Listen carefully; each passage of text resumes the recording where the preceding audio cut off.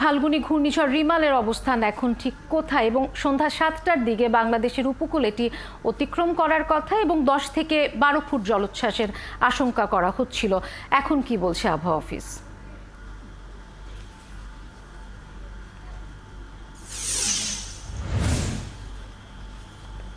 বুশরা, এখন কিন্তু এটি বাংলাদেশ উপকূল অর্থাৎ সবচেয়ে ছিল এটির পায়রা বন্দর এবং মংলা পায়রা বন্দরগুলোই সবচেয়ে কাছে ছিল এবং সেই এলাকাগুলোই কিন্তু এখন অতিক্রম করছে ঘূর্ণিঝড় রিমাল, প্রবল ঘূর্ণিঝড় যেটিকে বলা হচ্ছে। এবং এই ঘূর্ণিঝড়ের প্রভাবে কিন্তু উপকূলীয় এলাকায় প্রচন্ড বৃষ্টি এবং যেই অংশটি দিয়ে আসলে ঘূর্ণিঝড়ের কেন্দ্রটি প্রবাহিত হচ্ছে সেখানে কিন্তু বৃষ্টি নেই, কিন্তু প্রচন্ড ঝড়ো হাওয়া বা দমকা হাওয়া আবহাওয়া অফিস জানিয়েছে। এবং আবহাওয়া অফিস যেটি বলছে যে শুধুমাত্র যে 120 কিলোমিটার পর্যন্ত এটি বাতাসের গতিবেগ আবদ্ধ থাকবে বিষয়টি এমন নয়, কোথাও কোথাও 130 কিলোমিটার পর্যন্ত উঠে যেতে পারে। তবে যতই এটি স্থলভাগের উপরে উঠতে থাকবে ততই এর শক্তি হারাতে থাকবে বৃষ্টি ঝরিয়ে। এবং আমরা এখন পর্যন্ত যেটি জানি যে বিকেল 5টা নাগাদ খুলনার কিছু কিছু অঞ্চলে বাতাসের গতিবেগ রেকর্ড করা হয়েছিল 60 কিলোমিটার প্রতি ঘন্টা।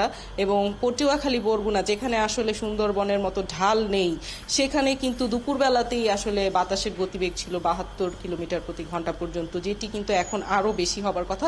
সেই তথ্যগুলো আমরা পরে হয়তো জানতে পারবো। তবে জলোচ্ছ্বাসের কথা কিন্তু বলতেই হয়, যেটি আমরা দেখছি যে দুপুরের পর থেকেই আসলে যখন জোয়ার ছিল তখন কিন্তু প্রচুর পানি উঠেছিল, অন্তত 5 থেকে 7 ফুট উচ্চতা পর্যন্ত স্বাভাবিকের চেয়ে বেশি পানি অনেক গ্রামাঞ্চলে প্লাবিত হয়েছে, পানি উঠেছিল, বাঁধের উপরে উঠে গিয়েছিল, এরকম অনেকগুলো আমরা দেখেছি। এবং এই মুহূর্তে কিন্তু ভাটার সর্বশেষ অংশটি চলছে, অর্থাৎ কিছুক্ষণ ভাটার যে সর্বোচ্চ পর্যায়ে সেটি সন্ধ্যা 6টার সময় ছিল, এখন কিন্তু আবার ধীরে ধীরে পানি বাড়তে শুরু করবে, আবার বেলা 12টার সময় জোয়ারের সর্বোচ্চ পর্যায়ে থাকবে।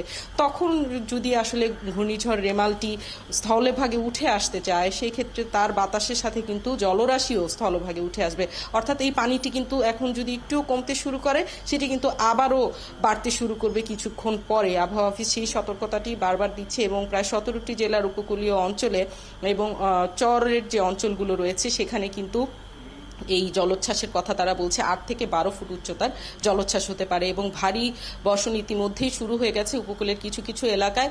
আপনি জানেন যে 10 নম্বর মহাবিপদ সংকেত দেখানো হয়েছে মংলা এবং পায়রা বন্দরকে, পাশাপাশি চট্টগ্রাম এবং কক্সবাজারকে 9 নম্বর মহাবিপদ সংকেতের আওতায় রাখা হয়েছে।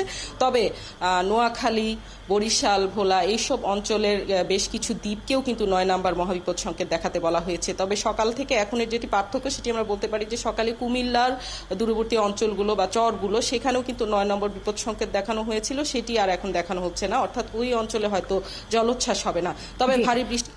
ফাল্গুনী, আপনাকে অনেক ধন্যবাদ। আপনি আছেন আবহাওয়া অফিসে, নিশ্চয়ই আমরা ঘূর্ণিঝড় রিমালের সবশেষ খবর জানতে আবারও ফিরবো আপনার কাছে।